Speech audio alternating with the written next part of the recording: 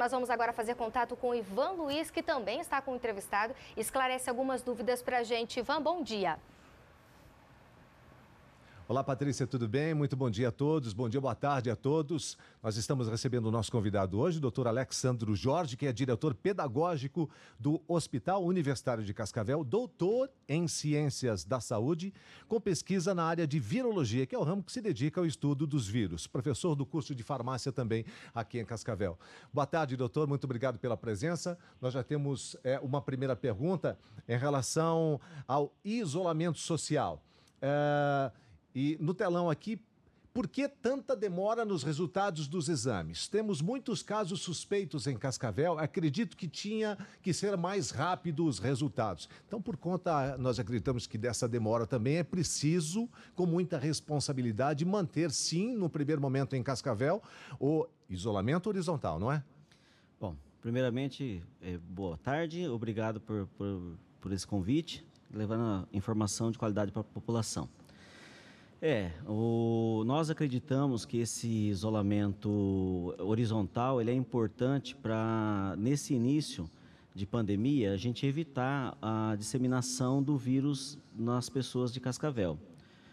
A gente sabe, acredita que é um momento que nós temos que ter equilíbrio, porque o efeito econômico também é difícil, mas o efeito na população de saúde e a disseminação pode ser mais catastrófico. A gente espera que isso não aconteça.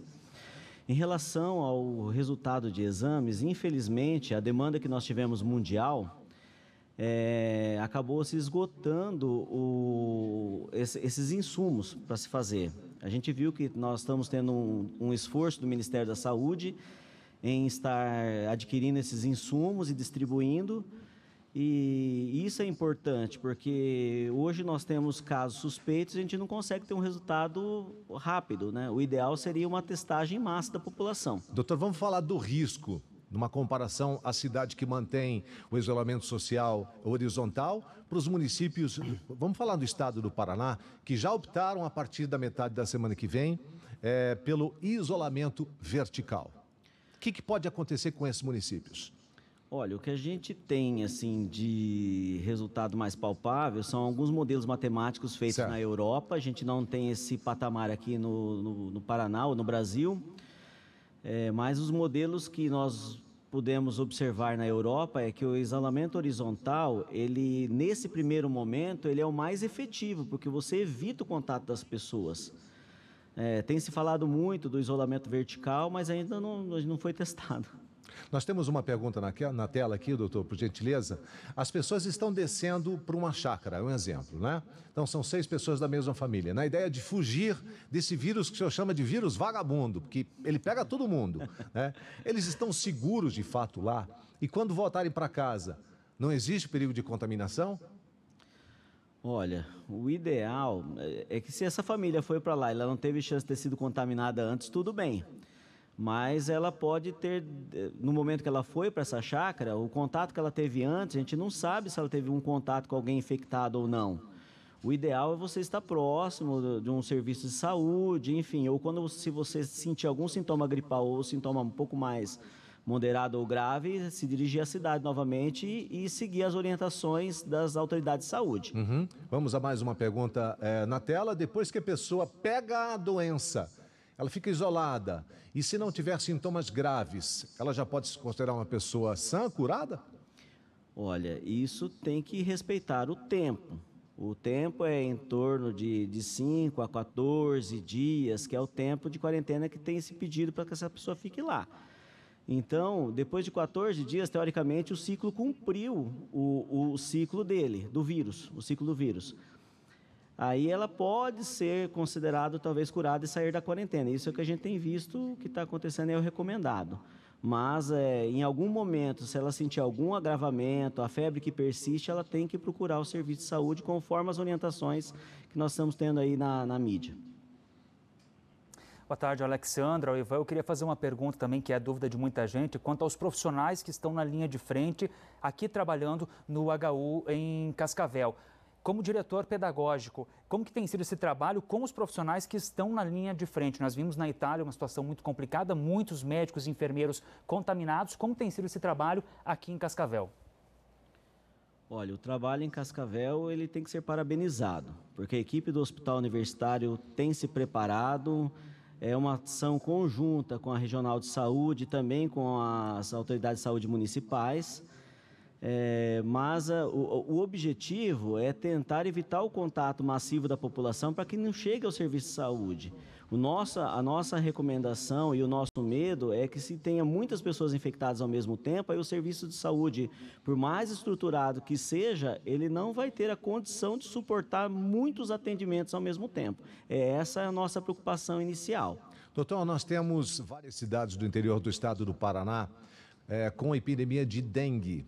Cascavel, praticamente 1.000 casos, 1.500 casos em Toledo, 1.300, 1.400 casos em Marechal Cândido Rondon, enfim. Essas pessoas que estão acometidas da dengue, também vítimas de uma condição viral, elas ficam naturalmente muito mais suscetíveis em relação a algum tipo de tratamento mais avançado. Se pegar o SARS-CoV-2, como é que fica esse paciente numa situação dessa?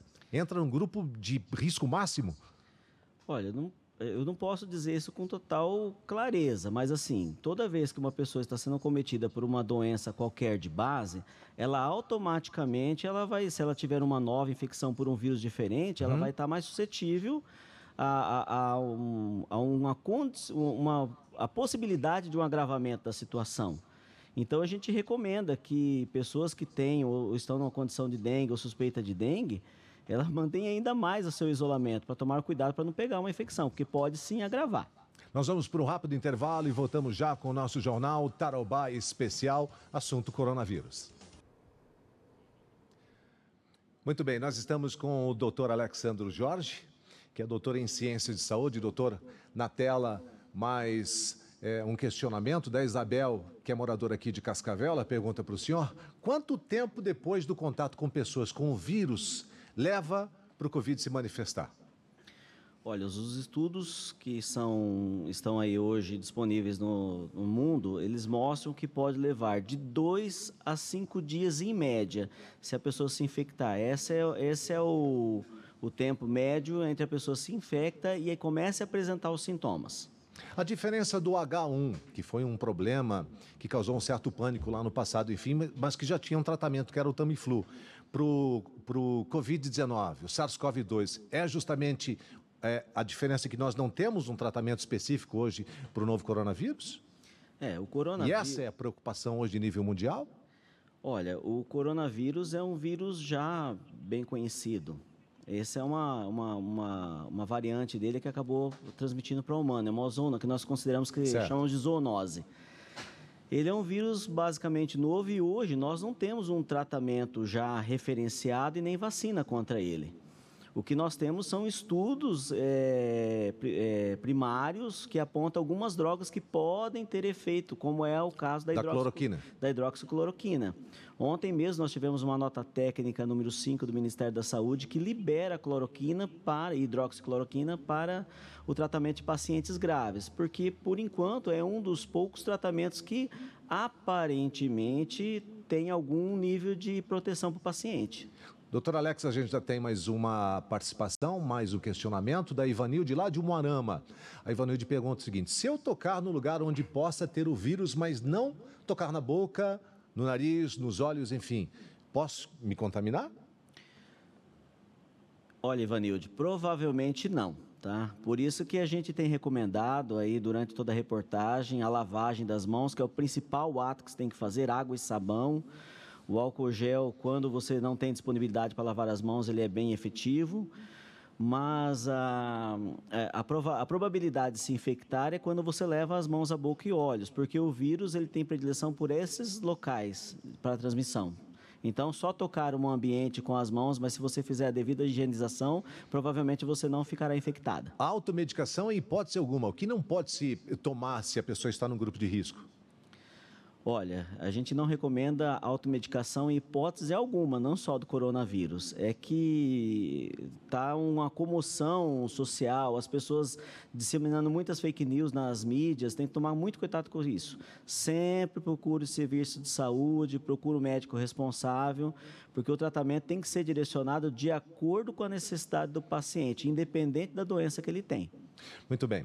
Nós temos o isolamento social horizontal mantido em Cascavel, por exemplo, até o dia 5 de abril, e em alguns municípios da nossa região oeste, também da região sudoeste, já reabrindo as portas, decretando já com as autoridades de saúde dos seus municípios, com os responsáveis pelo passo em seus municípios, o isolamento vertical. Esse tipo de comportamento desses prefeitos da região pode comprometer o que de bom está sendo feito, por exemplo, numa cidade do tamanho de Cascavel hoje? Esse é um tema bastante sensível quando a gente leva as questões econômicas, mas o isolamento vertical, ele funcionaria bem se nós tivéssemos uma testagem ampla na população, para você saber quem realmente está doente ou não, não só suspeita. O problema é que o isolamento vertical, se ele não for devidamente feito, a pessoa vai acabar se contaminando em casa. Isso é uma situação bem sensível. Mas eu acredito que nesse primeiro momento, o isolamento horizontal, ele é necessário. Essa é uma opinião da comunidade científica. Certo.